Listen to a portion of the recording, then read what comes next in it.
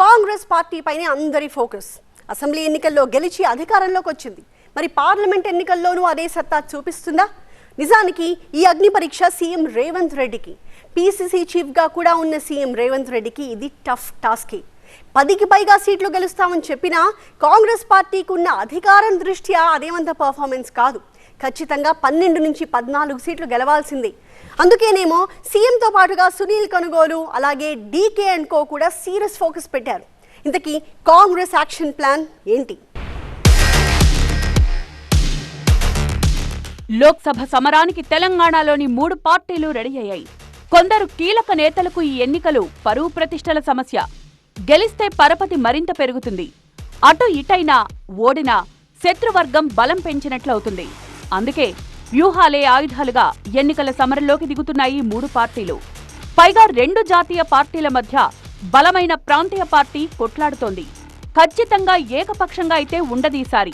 Assembly ఎన్నికలు 2 పక్షాల మధ్య జరిగాయి. బీఆర్ఎస్, బీజేపీ ఢీ కొడతాయనుకుంటే అనూహ్యంగా బీఆర్ఎస్, కాంగ్రెస్ ఢీ అంటే ఢీ అన్నాయి.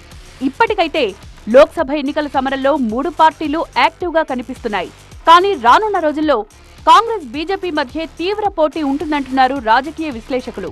ఏదేమైనా 3 పార్టీలకు అగ్ని పరీక్ష పెట్టబోతున్నాయి 2024 లోక్సభ ఎన్నికలు. కానీ అసలు పరీక్ష ఎదుర్కోబోతున్నది మాత్రం కాంగ్రెస్ పార్టీనే.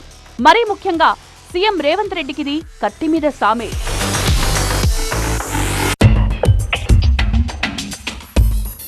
ఎంత అధికారంలో ఉన్నా కాంగ్రెస్ పార్టీకి బీజేపీ, బీఆర్ఎస్ నుంచి సవాళ్లు ఉండనే ఉన్నాయి.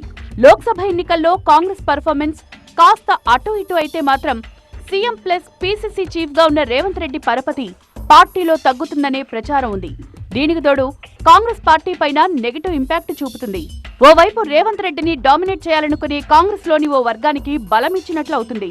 అదే సమయంలో కాంగ్రెస్ పార్టీని బలహీనపరచాలనుకునే ప్రతిపక్షాలకు కూడా ఆయుధం ఇచ్చినట్టు అవుతుంది. అందుకే సీఎం రేవంత్ రెడ్డికి అగ్ని పరీక్షే కాదు, కత్తి మీద సాము కూడా. రేవంత్ రెడ్డి ముఖ్యమంత్రి మాత్రమే కాదు, పీసీసీ చీఫ్ కూడా. అంటే లోక్సభ ఎన్నికల్లో పార్టీని గెలిపించాల్సిన ప్రధాన బాధ్యత రేవంత్ రెడ్డిదే. అందుకే పాలనా వ్యవహారాలను మంత్రులకు వదిలిపెట్టి మరీ లోక్సభ ఎన్నికలపై ఫోకస్ పెట్టారు. ఎలాగూ అసెంబ్లీ సమావేశాలు కూడా ముగిశాయి. తెలంగాణలో పార్లమెంట్ ఎన్నికల ఫీవర్ తప్ప మరో అంశంపై ఫోకస్ ఉండదు. సో వచ్చే 50 రోజుల పాటు ఎన్నికలే ప్రధాన అంశంగా సీఎం రేవంత్ పూర్తి సమయం కేటాయించబోతున్నారు. పార్లమెంట్ ఎన్నికల్లో గెలుపు కోసం సీఎం రేవంత్ రెడ్డి చేయబోతున్నదేంటి? రేవంత్ రెడ్డి దగ్గరున్న వ్యూహాలేంటి? వ్యూహాలు ఆల్రెడీ మొదలయ్యాయి. కాంగ్రెస్ పొలిటికల్ స్ట్రాటజిస్ట్ సునీల్ కనుగోలు ఇతర పార్టీలో బలమైన నేతలపైన సర్వే చేస్తున్నారని టాక్.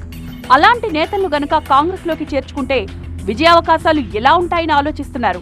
నిజానికి సునీల్ కనుగోలు ఇతర పార్టీల్లో బలంగా ఉన్న నేతలపై ఫోకస్ చేయడం వల్లే రాష్ట్రంలో ఓ చర్చ మొదలైంది. బీజేపీలో కీలకంగా ఉన్న ఒక నేత త్వరలో కాంగ్రెస్ పార్టీలోకి రాబోతున్నారన్న చర్చ మొదలైంది సునీల్ కనుగోలు వల్లే. ఇదంతా వ్యూహంలో భాగమే అని చెప్పుకుంటున్నారు.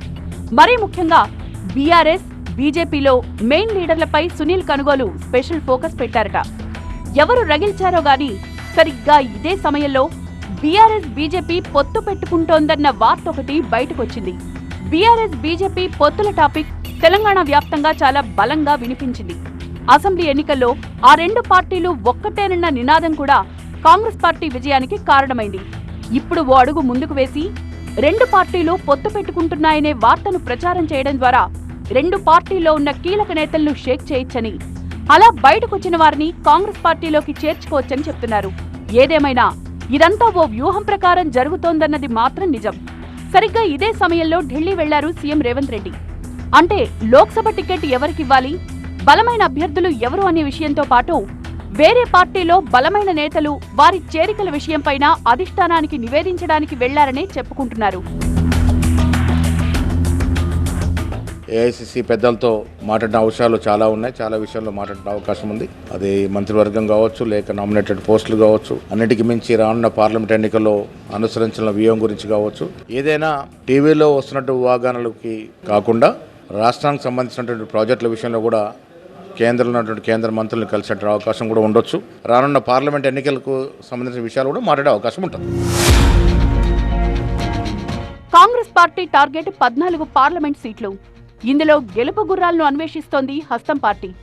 అవసరమైతే పక్క పార్టీల నుంచి కూడా నేతలను తీసుకోవాలనుకుంటోంది. ఒకప్పుడు బలం లేని చోట కూడా బీఆర్ఎస్ బలపడిందంటే కారణం చేరికలే. ఇప్పుడు కాంగ్రెస్ పార్టీ కూడా అదే చేయబోతోంది. ఇందుకోసం సర్వేలను గట్టిగా చేయిస్తోంది. ప్రస్తుతం కాంగ్రెస్ పార్టీలో ఉన్న లీడర్లను నియోజకవర్గాల్లో నిలబెడితే గెలుస్తారా, లేక వేరే పార్టీల నుంచి నేతల్ని తీసుకుంటే గెలిచే అవకాశాలున్నాయా అని పరిశీలిస్తున్నారు. ఆల్రెడీ ఈ సర్వే పనులు మొదలుపెట్టేశారు పొలిటికల్ స్ట్రాటజిస్ట్ సునీల్ కనుగోలు.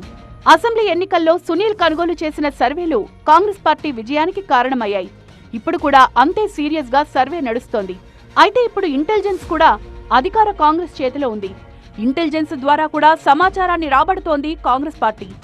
గెలిచిన తర్వాత పార్టీపై ప్రజల్లో ఎలాంటి అభిప్రాయం ఏర్పడింది, ఏ నేతపై సానుభూతి ఉంది, ఎవరిపై వ్యతిరేకత ఉందన్న వివరాలను ఇంటెలిజెన్స్ ద్వారా రాబడుతోంది కాంగ్రెస్. అంతేకాదు Karnataka PCC chief DK Shivakumar సంబంధించిన బృందాలు కూడా సర్వే చేయడం మొదలుపెట్టాయి. మొత్తంగా ఈ సర్వేలన్నింటినీ వడబోసి గెలుపు గుర్రాలను సెలెక్ట్ చేయాలనుకుంటోంది తెలంగాణ కాంగ్రెస్.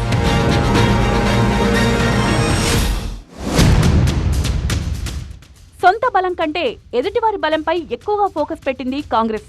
ఆదిలాబాద్, నిజామాబాద్లో బీజేపీ బలంగా కనిపిస్తోంది. మొన్నటి అసెంబ్లీ ఎన్నికల్లో బీజేపీకి ఎక్కువ సీట్లొచ్చింది ఈ 2 జిల్లాల నుంచే. వేరే పార్టీల్లోని పెద్ద నాయకులను ఆకర్షించడానికి, వచ్చే లోక్సభ ఎన్నికల్లో గెలవడానికి కాంగ్రెస్ ప్రయోగిస్తోన్న మరో అస్త్రం నామినేటెడ్ పదవులు. ఇప్పటికే సిరిసిల్ల రాజయ్యకు తెలంగాణ ఫైనాన్స్ కమిషన్ చైర్మన్ పదవిచ్చారు. వరంగల్ ప్రాంతంలో ఆల్రెడీ కాంగ్రెస్ బలంగా ఉంది. మరింత బలం పెంచుకునేందుకు ఈ వ్యూహం రచించారు. ఇక రాజ్యసభ అభ్యర్థుల ప్రకటన కూడా చేశారు. ఖమ్మం నుంచి రేణుకా చౌదరి, హైదరాబాద్ ఏరియా నుంచి అనిల్ కుమార్ యాదవ్ రాజ్యసభలో అడుగుపెట్టబోతున్నారు. నామినేటెడ్ రాజ్యసభ సీట్లతో కొంత వెసులుబాటు చేసుకుంటోంది కాంగ్రెస్ పార్టీ. లోక్సభ ఎన్నికల రేసులో ఉన్న ఆశావాహులకు పదవులిస్తూ కొత్త వారి కోసం, వలస నేతల కోసం కొంత స్పేస్ క్రియేట్ చేస్తోంది. పైగా ఖాళీగా ఉన్న నామినేటెడ్ పదవులను భర్తీ చేస్తే పార్టీ మరింత యాక్టివ్ అవుతుంది. ఇందుకోసమే ఢిల్లీ వెళ్లారు సీఎం రేవంత్.